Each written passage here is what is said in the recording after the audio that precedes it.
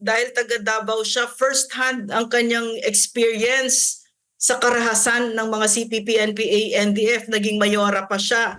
Mga kababayan, gusto kong malaman ninyo na ang tanging layunin ng CPP, NPA at NDFP ay sirain ang pundasyon ng ating demokrasya, pabagsakin ang mga institusyon ng pamahalaan at kaladkarin tayo sa kahirapan, kaguluhan at kawalan ng hustisya.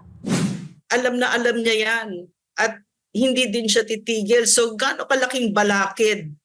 Napakaswerte natin ng ating DepEd Secretary ay ganyan. Kilalang kilala niya ang CPP at hindi siya mag-aatubili na gagawin kung ano ang dapat niyang gawin. Iginit ni former NTF-ELCAC spokesperson Dr. Lorraine Badoy na malaking tinik sa lalamunan ng ACT Teachers at Kabataan Party List ang Vice Presidente, lalo na sa recruitment ng mga guro at estudyante sa mga kaliwang operasyon.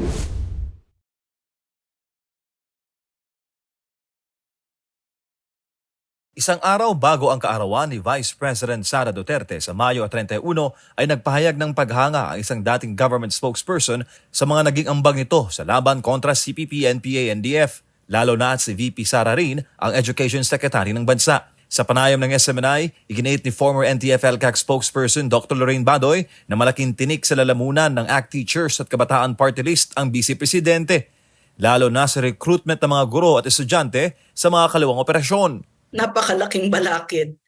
Dumating na yung pinakamalas na buhay nila. You know why? Kasi ang Vice President natin, nakausap ko yan yung puso niya, puso ng nanay din Hindi naman siguro unusual yon ang pagkakaiba lang kasi ngayon alam na natin yung information.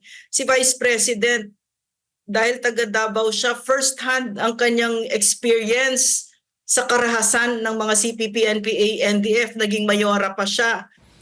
Kilala si VP Sara na all out sa kampanya kontra komunista, kahit anong mayora pa lamang siya ng Davao. Dahil dyan, target siya lagi ng mga black propaganda ng left-leading party list organizations. Mga kababayan, gusto kong malaman ninyo na ang tanging layunin ng CPP, NPA at NDFP ay sirain ang pundasyon ng ating demokrasya, pabagsakin ang mga institusyon ng pamahalaan at kaladkarin tayo sa kahirapan, kaguluhan at kawalan ng hustisya. Alam na alam niya yan at hindi din siya titigil. So gaano kalaking balakid. Napakaswerte natin ng ating DepEd Secretary ay ganyan. Kilalang kilala niya ang CPP at hindi siya mag-aatubili na gagawin kung ano ang dapat niyang gawin. Kahit na pinag-resign man sa pwesto bilang Education Secretary, hiling ni Dr. Badoy sa kaarawan ni VP Sara ang patuloy na kalakasan at manatiling tagapagbantay ng mga kabataan laban sa NPA recruitment. We're very grateful that the Vice President na DepEd Secretary, sakto talaga. Very, very brave, very courageous, very clear. Kilalang kilala niya ang kalaban na ito at hindi siya natatakot.